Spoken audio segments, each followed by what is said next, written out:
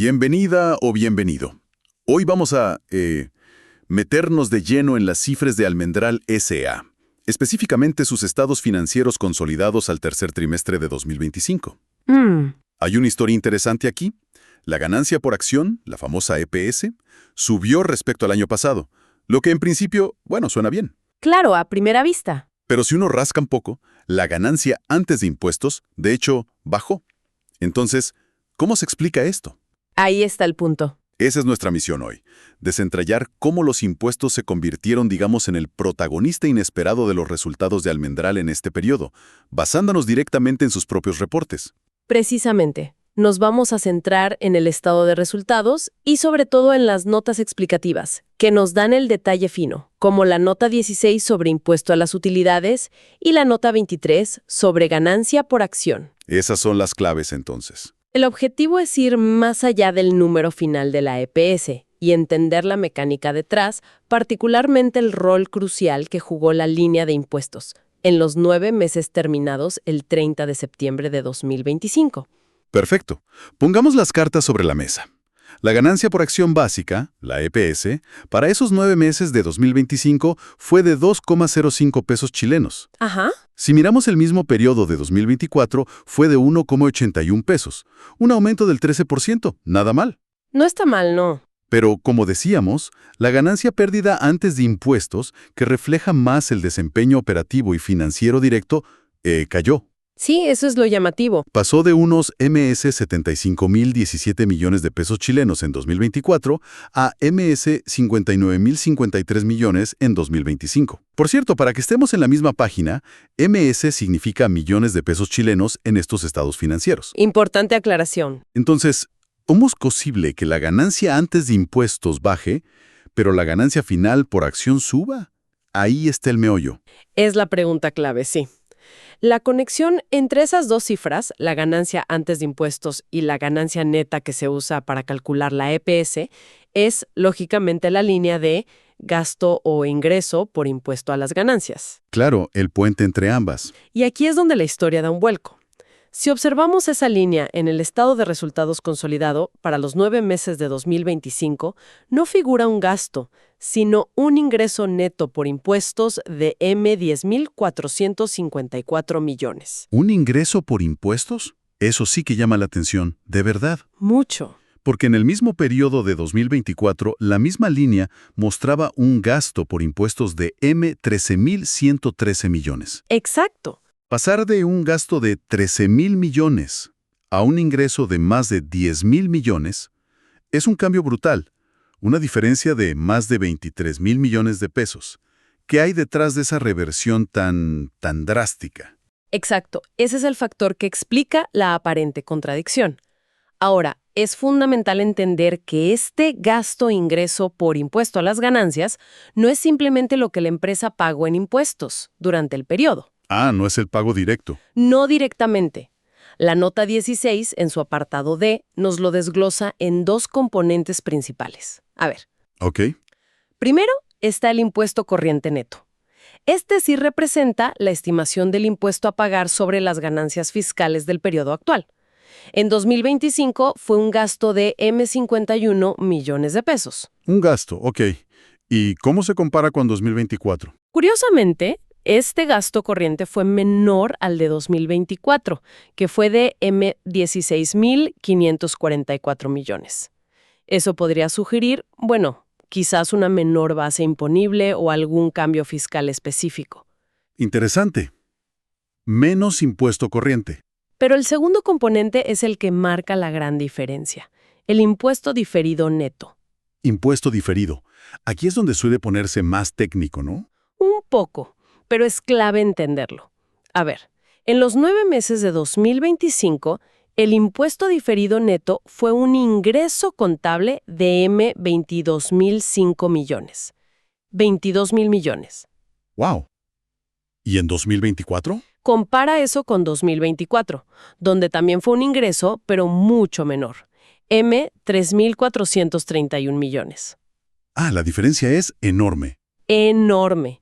Entonces tienes un gasto corriente de $11,000 millones y le restas, digamos, un ingreso diferido de $22,000 millones. Al combinarlos, Te queda un ingreso neto. te queda el ingreso neto de $10.4 mil millones que vemos en la línea de impuestos del resultado final. Entendido. El gran motor del cambio fue ese enorme aumento en el ingreso por impuesto diferido. Ahora, ¿qué significa impuesto diferido en términos más sencillos? ¿Por qué una empresa registra un ingreso millonario por algo que suena a impuesto? ¿Es como un regalo fiscal o algo así? No exactamente un regalo, pero sí el reconocimiento contable de un beneficio fiscal futuro o el ajuste de uno pasado. Los impuestos diferidos surgen porque las reglas para calcular la ganancia contable, Las NIF, ¿verdad? exacto, las normas internacionales de información financiera, no siempre coinciden con las reglas para calcular la ganancia fiscal, o sea, lo que dice la ley de impuestos de cada país. Hay diferencias temporales. Diferencias temporales. ¿Cómo qué, por ejemplo? Para entenderlo mejor. Piensa en algo como la depreciación de una máquina. Quizás para la contabilidad la deprecias linealmente en 10 años, ¿sí? Sí, lo típico. Pero la ley fiscal te permite depreciarla más rápido, digamos en 5 años. Al principio, tu gasto fiscal por depreciación es mayor que el contable. Ajá, pagas menos impuestos al principio. Exacto. Pero sabes que más adelante, cuando ya no tengas esa depreciación fiscal acelerada, pagarás más impuestos que los que indicaría tu contabilidad.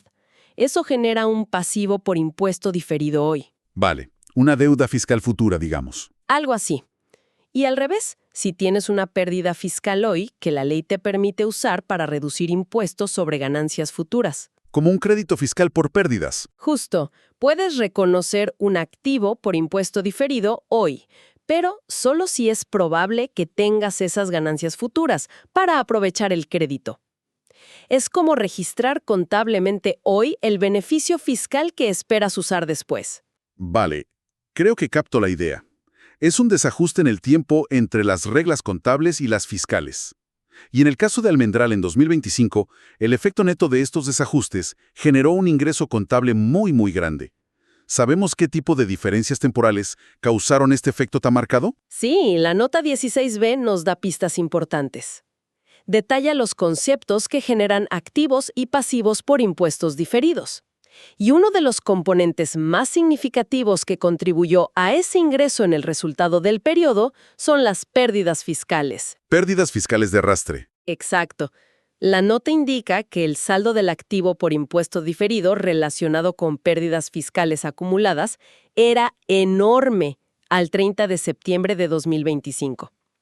MS 658.389 millones. Es un monto muy grande. Muchísimo dinero. Pero más importante aún, el efecto de reconocer o ajustar este activo por pérdidas fiscales durante los 9 meses de 2025 fue un ingreso contable de MS 63.506 millones. 63,000 millones. Solo por ese concepto. Entonces, si conectamos los puntos, la ganancia antes de impuestos bajó. ¿Sí? Pero la empresa reconoció un gran ingreso por impuestos diferidos, principalmente ligado a pérdidas fiscales de arrastre. Y mencionaste que esto está detallado en la nota 16. La nota 16C, de hecho, habla específicamente de Entel Perusa en relación a estas pérdidas.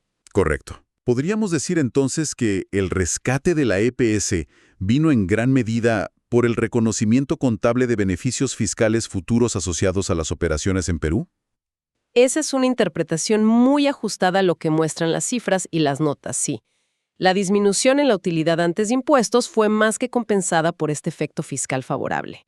O sea, transformó un resultado peor antes impuestos. En una utilidad neta atribuible a los dueños y, por ende, una EPS mayor que la del año anterior. Y sí, una parte muy sustancial de los activos por impuestos diferidos, como lo detallan las notas, está vinculada a pérdidas fiscales históricas generadas principalmente en la filial peruana. Esto tiene que reflejarse de manera muy clara en la tasa efectiva de impuestos, ¿no? Si tienes un ingreso neto por impuestos, la tasa debería ser negativa. Exacto. Y la nota 16F lo confirma. Presenta una conciliación entre la tasa de impuesto legal en Chile, que es del 27%, y la tasa efectiva aplicada al resultado contable. Para los 9 meses terminados en septiembre de 2025, la tasa impositiva efectiva fue de menos 17,70%. Menos 17,7%. Negativa, como bien dices. Esto significa que, en términos netos, el efecto fiscal sumó al resultado final, en lugar de restarle.